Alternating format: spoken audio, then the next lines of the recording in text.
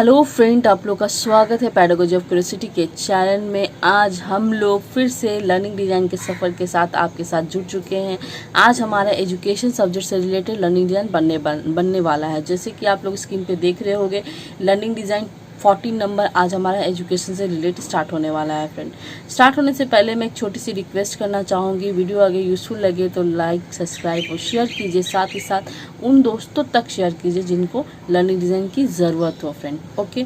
अब please friend, और एक रिक्वेस्ट कर रही हूँ आप लोगों से, आप लोग व्यू तो कर रहे हो, यूज़फुल तो हो रहा है, पर लाइक सब्सक्राइब आप लोग नहीं करते हो। Friend, please friend like subscribe किया कीजिए। ओके, चलिए स्टार्ट करते हैं अपने लर्निंग डिज़ाइन को। देखिए, लर्निंग डिज़ाइन बनाने से पहले आप मार्जिन लाइन टाल कीजिएगा। उसके बाद अपना लर्निंग डिज़ाइन के साथ कंटेंट नंबर मेंशन कीजिएगा। देखिए, हमारा LD 40 नंबर चल रहा है फ्रेंड। ओके, उसके बाद एक बॉक्स बना लीजिए। बॉक्स को एक लाइन से 2 पार्ट्स में डिवाइड कर दीजिए। ओके दोस्तों, उसके बाद देखिए, name of the school, class, duration, name of the teacher. Class देखिए 11 चल रहा है, 45 मिनट मेंशन कर दिया गया है। यदि आप यहाँ 6 to 10 पढ़ाओगे तो 35 मिनट मेंशन कीजिएगा। सब्जेक्ट देखिए एजुकेशन। एजुकेशन के साथ साथ कोई और सब्जेक्ट का भी LD चाहिए तो मेरे चैनल के साथ जुड़िए, मेरे प्लेलिस्ट में जाइए, देखिए आपको बहुत सारे लर्निंग अवेलेबल है। ये प्रोसेस अभी कंटिन्यू चल रहा है आप लोगों के लिए। टीचिंग यूनिट देखिए एम ऑफ एजुकेशन है, सब यूनिट भी सेम है, टू डेलेशन भी सेम है फ्रेंड। उसके बाद में स्टार्ट करेंगे लर्निंग गोल। लर्निंग गोल का लिखने का तरीका देखिए, after completing the unit student will be able to same ही रहेगा। चेंजेस आपको कहाँ करना पड़ता है ऑब्वियसली आप लोग को पता है। रिमेंबरिंग, अंडरस्टैंडिंग, अप्लाइंग के जो क्वेश्चंस बनाने पड़ते हैं, जो कॉग्निटिव जो डोमेन है उसके कॉम्पोनेंट है ये सब, ठीक है। 6 कॉम्पोनेंट आते हैं उसके, उसका कुछ कीवर्ड आता है। कीवर्ड को रिलेट करके आपको नॉलेज वाला क्वेश्चन बनाने पड़ते हैं दोस्तों। ये क्वेश्चन ही आपको यहाँ पर चेंजेस करना पड़ता है। यदि आपको बेसिक से सीखना है तो आप अपने सब्जेक्ट के प्लेलिस्ट में मेरे चैनल में जाके देखिए, आपके अपने अपने सब्जेक्ट्स होंगे। जैसे कि एजुकेशन सब्जेक्ट है, एजुकेशन के सब्जेक्ट के साथ वो प्लेलिस्ट में ऐड है वो वीडियो, जैसे कीवर्ड के द्वारा आप कैसे क्वेश्चन बनाएं वो वीडियो आप जाके देखें, ताकि आपको क्वेश्चन बनाने में कोई तकलीफ ना हो। चलिए अब डिस्कस करते हैं। रिमेंबरिंग के जो कीवर्ड आते हैं, जैसे डिस्क्राइब और लिस्ट है, तो वो आप क्या करोगे, हमेशा आप फैक्चुअल नॉलेज को रिलेट कीजिएगा, ठीक है। रिमेंबरिंग के जितने भी कीवर्ड आप यूज़ करके क्वेश्चन बनाते हो सब आपको फैक्चुअल नॉलेज के साथ रिलेट करना है। अंडरस्टैंडिंग के भी जितने भी कीवर्ड आते हैं, आप यदि उनको यूज़ करके क्वेश्चन बनाते हो तो हमेशा आप कॉन्सेप्चुअल नॉलेज को रिलेट कीजिएगा। देखिए यहाँ डिफरेंस है, कंपेयर है, तो मैंने क्या किया, कॉन्सेप्चुअल नॉलेज के साथ रिलेट किया। सीखे का मतलब फ्रेंड कॉन्सेप्चुअल नॉलेज है। अप्लाइंग के साथ भी वही होता है, आप जितने भी क्वेश्चंस उनके अप्लाइंग के कीवर्ड के द्वारा बनाते हो सब आपको प्रोसीड्यूरल नॉलेज को रिलेट करना पड़ता है दोस्तों, ठीक है। चलिए अब हम लोग आते हैं अपने सेकेंड पेजेस के बारे में डिस्कस करते हैं। जैसे कि आप देख रहे हो स्क्रीन में, एनालाइजिंग। ओके, एनालाइजिंग के कीवर्ड के द्वारा यदि क्वेश्चन जितने भी कीवर्ड आते हैं उनको रिलेट करके क्वेश्चन बनाते हो, सब आप प्रोसीड्यूरल नॉलेज को रिलेट करते हैं। PK का मतलब फ्रेंड यहाँ प्रोसीड्यूरल नॉलेज से रिलेट कर रहा है। इवैल्यूएटिंग के भी जितने क्वेश्चंस आते हैं, उनके कीवर्ड आते हैं, उनके द्वारा आप क्वेश्चन बना रहे हो तो वो सब आप प्रोसीड्यूरल नॉलेज को रिलेट कर रहे हो। PK का मतलब फ्रेंड प्रोसीड्यूरल नॉलेज है। क्रिएटिंग के साथ भी वही है फ्रेंड, क्रिएटिंग के भी कीवर्ड को यूज़ करके यदि क्वेश्चन बनाते हो, ये भी आप मेटाकॉग्निटिव नॉलेज को रिलेट करते हो। अब चलिए आते हैं हम लोग एनालाइज, लर्नर और कंटेंट के ऊपर। एनालाइज, लर्नर और कंटेंट के में जो आप लिखते हो ये आप प्रीवियस नॉलेज चेक करने के लिए बनाते हो बच्चों का। तो ये देखिए, ये जो कॉन्सेप्ट है, जो फॉलोइंग वाला क्वेश्चन वाला, ये जो हमेशा सेम ही लिखते हो। आपको चेंजेस कहाँ करना पड़ता है, ये नीचे जो क्वेश्चंस बनाते हो आप लोग, ये देखिए बेसिक क्वेश्चंस यहाँ पर दीजिएगा। यहाँ पर कोई नॉलेज से रिलेटेड क्वेश्चन नहीं चाहिए, जैसे आपने बनाया लर्निंग गोल में वैसा कोई क्वेश्चन यहाँ नहीं चाहिए, यहाँ सिर्फ सिंपल क्वेश्चन आपको बना देना है। ओके, इसके बाद देखिए develop and select learning material पे, इसको देखिए 2 पार्ट्स में डिवाइड करिएगा। जर्नल है, स्पेसिफिक। जर्नल में आपको वो चीज़ मेंशन करना है जो आपको आसानी से आपके क्लासरूम में अवेलेबल है, ठीक है। Black board, duster, chalk, school book. Please friend आसानी से बोल रही हूँ, अब ब्रेन, चेयर ये सब मत मेंशन करने जाना, ठीक है। सिर्फ जो आपको टीचिंग पर्पज़ के लिए काम लगता है वो चीज़ यहाँ मेंशन कीजिएगा। स्पेसिफिक में देखिए, स्पेसिफिक में आपको वो चीज़ मेंशन करना जो आप LD के अनुसार अपने ले जा रहे हो। रेफरेंस नोट, PPT, चार्ट, जो अपने घर से आप एक्स्ट्रा कुछ ले जा रहे हो बच्चों को पढ़ाने के लिए, ठीक है। जैसे मॉडल हुआ, डॉक्यूमेंट्री पिक्चर्स हुआ, ये सब चीज़, कुछ ऑब्जेक्ट हुआ, कुछ भी आप हुआ, ये सब लिख सकते हो, ठीक है।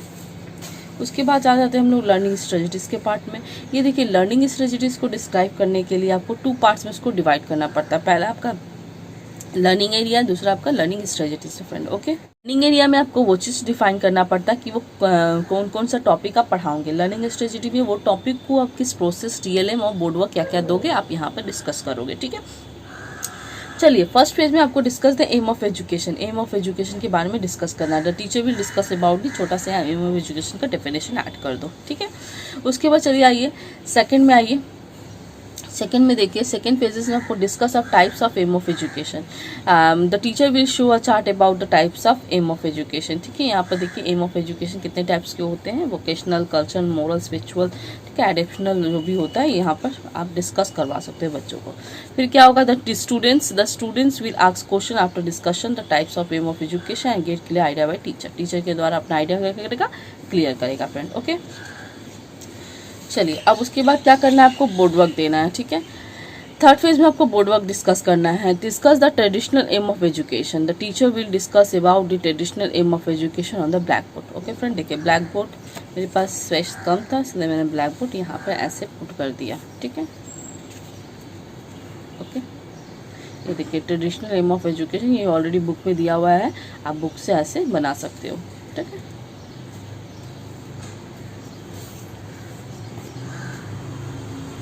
उसके बाद देखिए friend, the teacher will explain the traditional aim of education with discussion with through active participation of the student, ठीक है, जैसे हम लोग लिखते हैं। उसके बाद आप क्या करोगे, पढ़ाने के बाद आपको क्या करना है, टेस्ट लेना है, आपको अपनी टीचिंग इफेक्टिवनेस देखना है, कितने बच्चों पे पढ़ा कि नहीं पढ़ा। तो आप डिज़ाइन फॉर इवैल्यूएशन के कंपोनेंट में जाके एक वर्कशीट बनाओगे फ्रेंड।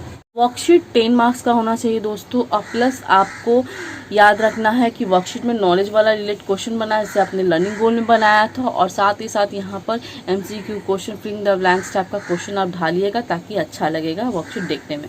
पहला आपका MCQ क्वेश्चन है, जो पहला क्वेश्चन CK के साथ जा रहा है, दूसरा भी CK के साथ जा रहा है दोस्तों, ओके।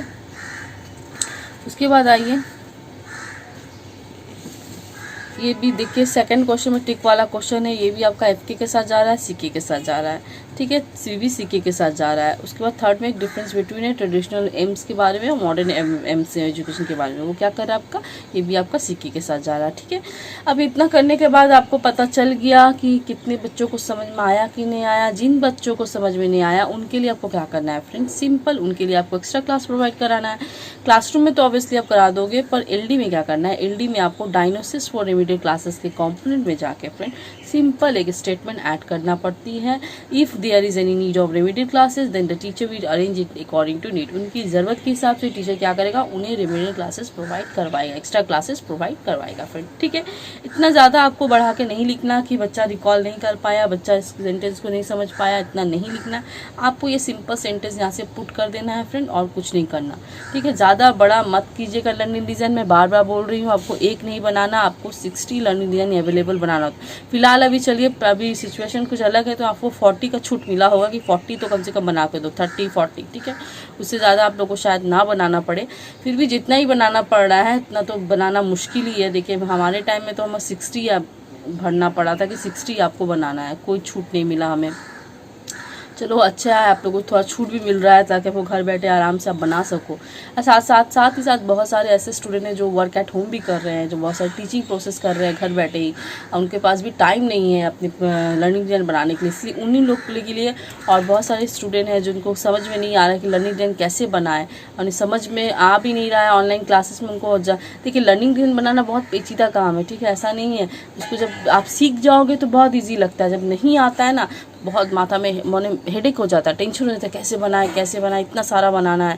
और साथ ही साथ थर्ड सेम में लर्निंग डिज़ाइन के साथ साथ एक्टिविटी बेसिस भी वर्क रहता है, काफ़ी स्कूल बेसिस भी काम करा। अभी तो फिलहाल आप लोग स्कूल नहीं जा रहे होंगे, आप लोग वो चीज़ में भी बच गए, इंटर्नशिप में भी आप लोग बहुत अच्छे से बच गए। 3 महीना का इंटर्नशिप क्लासेस भी नहीं कर रहे हो आप लोग, घर बैठे ही प्रोजेक्ट आपको सबमिशन करना पड़ रहा है, ठीक है।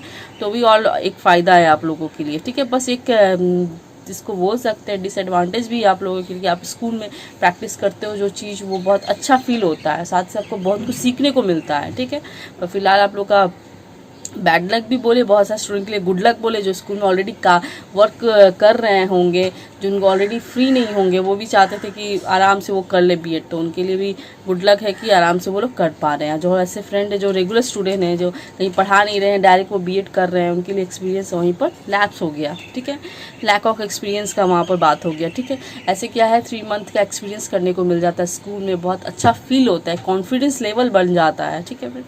चलिए धन्यवाद, आप हमारे चैनल के साथ जुड़े रहें, इसी तरह हमारे चैनल के साथ जुड़े रहिए। हम भी कोशिश करते रहेंगे कि आपको LD पहुँचाया जाए समय टू समय। आपको जिसको जो एलडी चाहिए जल्द से जल्द आप हमें कमेंट कीजिए, हम कोशिश करेंगे आप तक वो एलडी आगे लाने के लिए, ठीक है। क्योंकि ये देखिए एग्जामिनेशन का टाइम है, अभी आप लोग को एलडी की ज़रूरत है। और आगे भी हमारे चैनल में जुड़े रहिएगा, हम लोग भी कोशिश करते रहेंगे, जो आपको चाहिए होगा आप कमेंट कीजिएगा, हम आपको देते रहेंगे। पर एलडी का प्रोसेस तो हमारे चैनल में चलता रहेगा फ्रेंड, ताकि आप लोग के जाने के बाद फ्यूचर में जो आने वाले बीएड स्टूडेंट हैं उनको भी ना तकलीफ हो, ताकि एलडी बनाने में कोशिश कीजिएगा बस कि आपका हो जाए तो आप उन दोस्तों तक शेयर कीजिएगा जिनको एलडी की ज़रूरत होगी, ताकि और उन्हें कोई चैनल में ढूंढना ना पड़े। मेरे चैनल में तो ऑलरेडी अवेलेबल है बहुत सारे सब्जेक्ट रिलेटेड, साथ ही एक नहीं मैं 60 का प्रॉमिस की हूँ आप लोगों को, 60 तक तो ज़रूर पहुँचाऊँगी फ्रेंड, ठीक है। थैंक यू सो मच हमारे साथ जुड़ने के लिए। और साथ ही जो नहीं जुड़े हुए हैं उनको भी बोल रही हूँ फ्रेंड, यूज़फुल लगे तो प्लीज़ लाइक सब्सक्राइब, एक छोटा सा सब्सक्राइब और लाइक बटन टिप दीजिएगा, उससे हमें खुशी मिलेगी और बहुत अच्छा भी लगेगा कि हमारा काम अच्छा है, कि सबको हेल्प मिल रहा है फ्रेंड, ठीक है। Thank you so much.